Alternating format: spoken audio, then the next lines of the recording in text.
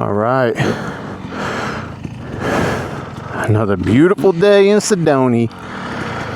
We out here. I'm going to be following Zero Cool today. Normally, I run road captain vibes, but we're going up to the edge of the world. I've never been. Pretty smooth ride, nothing crazy.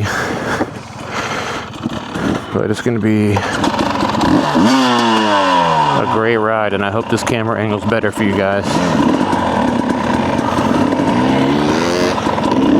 I'll keep a little distance because it's dusty.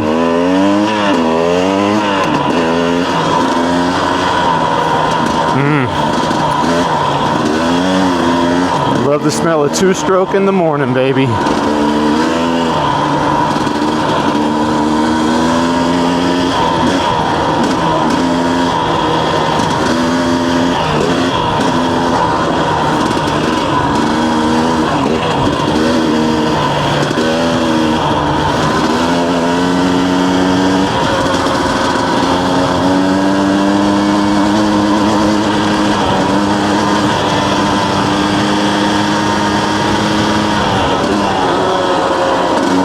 So today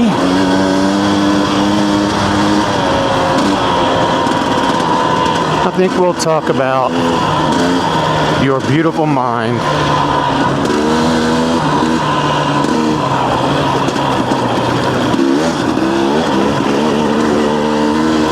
And how much power it holds over you.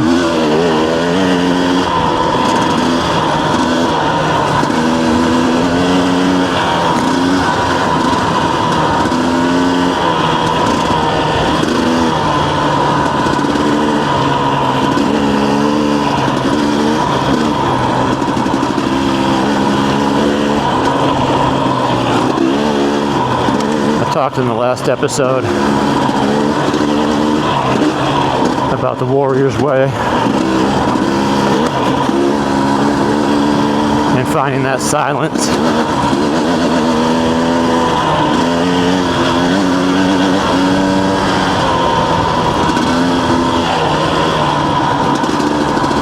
I'm gonna feed off of that a little bit because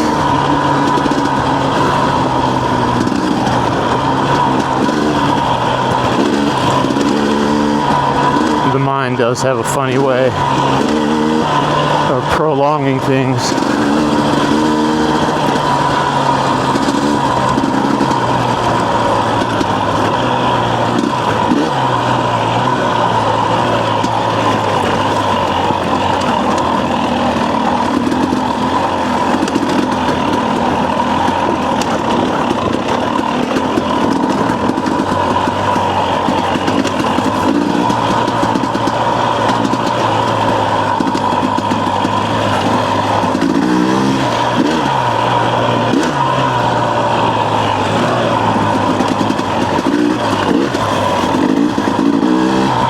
You go through something traumatic,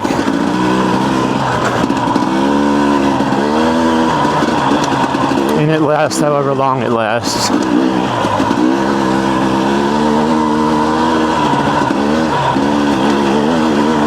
Sometimes it's a while, sometimes it's quick.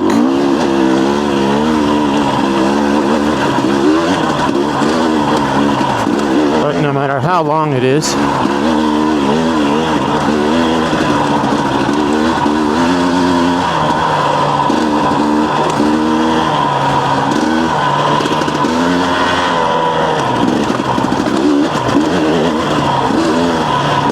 your brain makes it last longer.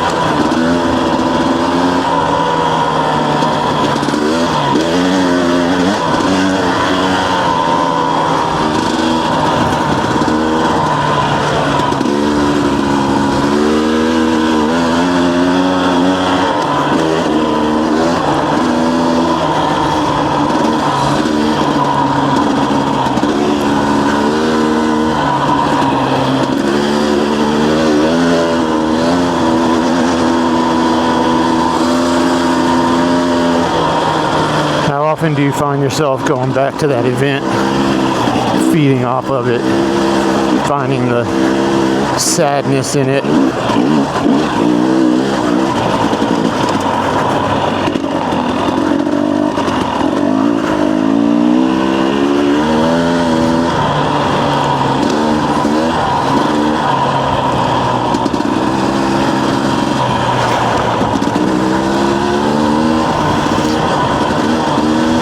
That's why focusing on the present moment is so important, because you'll find that the suffering ends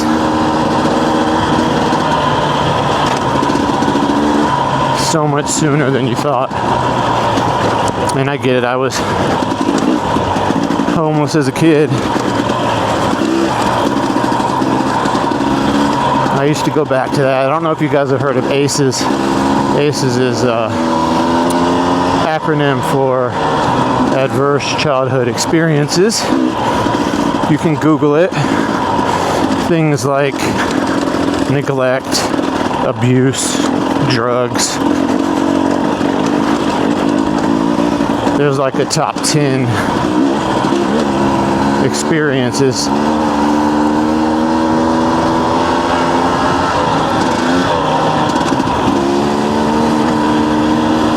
And these ACEs impact your adult life. 20% more likely to have heart disease, more likely to get cancer, more likely to end up in prison, more likely to have psychological issues, anxiety, depression. ACEs causes that. And just 3 is the top score, so it doesn't take a whole lot of ACEs for you to be in that top percentage of dealing with trauma your whole life. And the reason why is because of the way the human brain works. Even though those traumas are past, your brain will subconsciously always go back to them. It'll show up in relationship issues,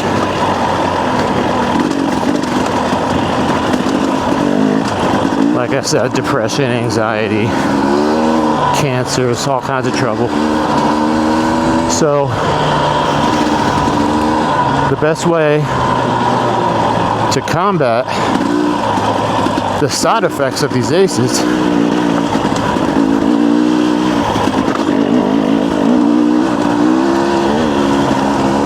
is through things like finding purpose. Spirituality helps. Religion.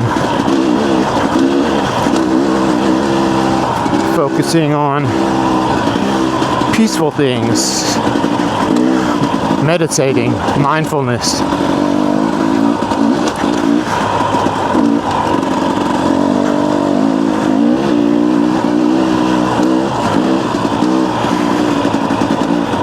As you do these things, you start finding purpose and meaning in your suffering. And you start seeing the gifts it gave you.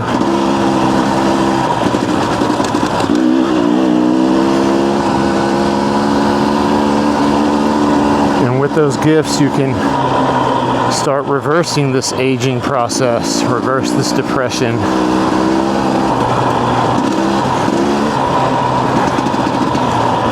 And the brain will stop going back so aggressively.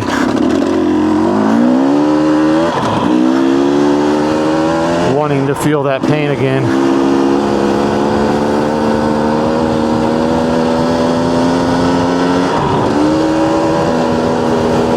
For me, I think my biggest way out was spirituality and mindfulness. And giving myself grace. I found that I judged myself a lot.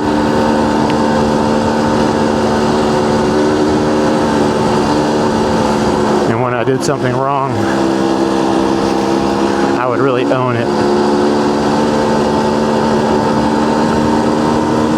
I would totally convince myself I was a loser. I'd talk to myself, negative self-talk. Rush, you're such a fuck up. How could you screw this up? You're such an idiot.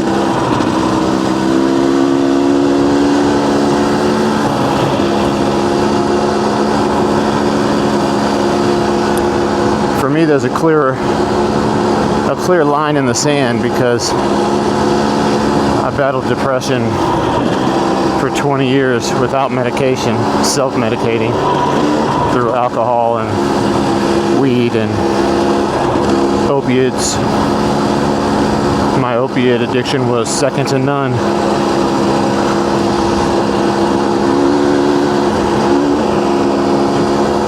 And finding that mindfulness and learning to find the silence and meditate changed everything for me. Night and day. I didn't know about ACEs at the time.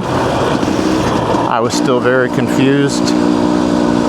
I didn't really know what was happening.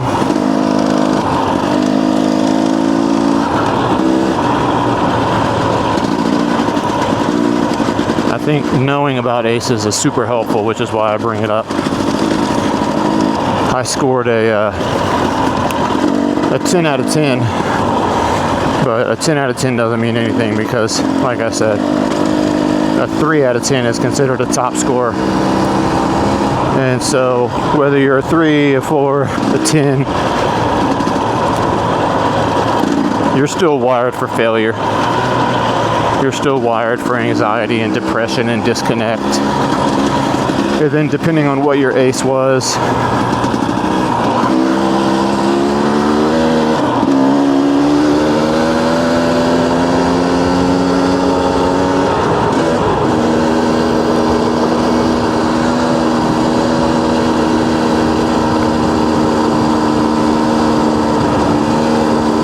I'm not suggesting that you have to have an ACE score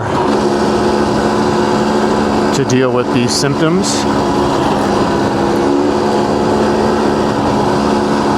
Everybody's experience is different in the physical.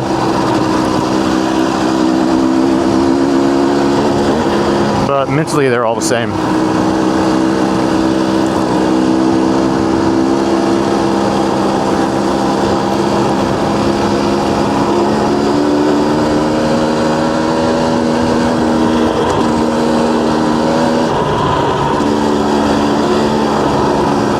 Putting your attention on it and understanding it is the most important part. So use this conversation to see when your mind starts bouncing back, when you want to be mad at your parents for something that happened a long time ago, when you want to feel sorry for yourself about a loss or something that you encountered yesterday. In this moment, the suffering is past.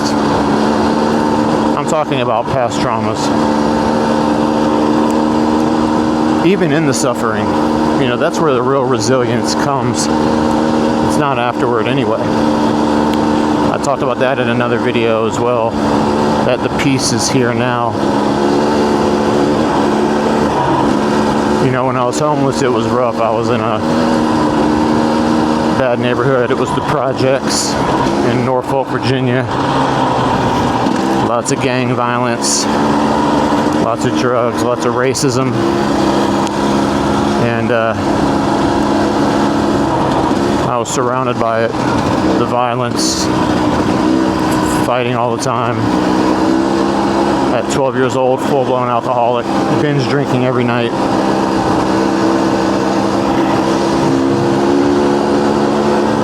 Throwing up and passing out drunk every night. It was a dark time in my life. But I look back on those dark times and I can see that even in those times, I had so many moments of peace. Sitting on a curb in the shade.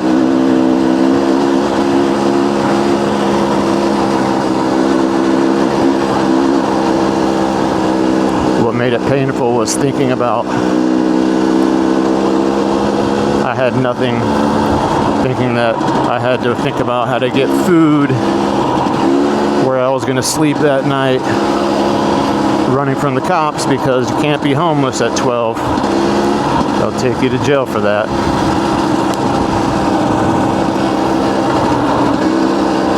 I have no idea where I'm at, you guys. Oh, there he is. So, only in hindsight did I see that there were peaceful moments where I stayed in my head and was outside of my body. They say the biggest journey a person takes in their life is the 17 inches between their brain and their heart. Lifelong journey. And I could see that.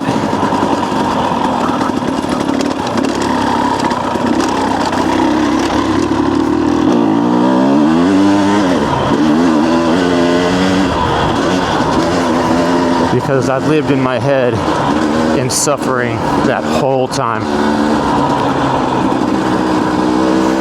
I look back now with a mortgage and a business and car payments and relationships and pressure. And I almost lament those days. Now, who'd have thought when I was moping around crying and suffering and starving, who would have thought that I'd look back on those days for how simple and free they were?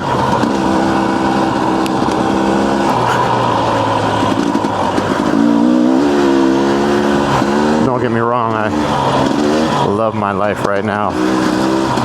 I don't wish to go back to what I had. But hindsight's a beautiful tool, because if you can use hindsight to rewire the way you see your traumas from the past, then when a current trauma pops up, you're more prepared. Your brain won't go back so much to the pain, and you'll come out of it so much stronger, which is my goal for all of you.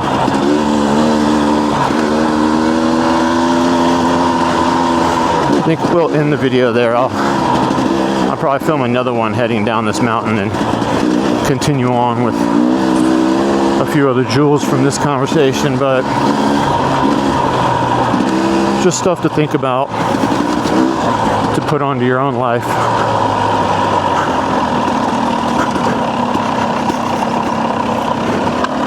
And get on the other side. Woo.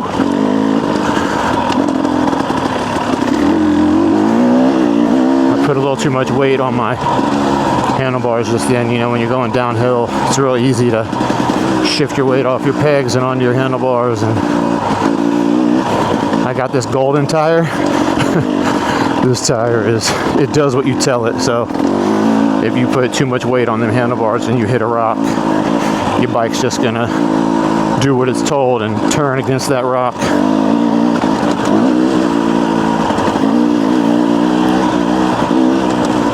Anyway, thanks for listening to my TED Talk. And if you're still here, I appreciate you. I love you. You are the resistance. Be good, be kind, do good things, help when you can. Get out and enjoy your life right now in this moment, not later. Not when it ends. Not when you have a reason. Just get out and celebrate your life now.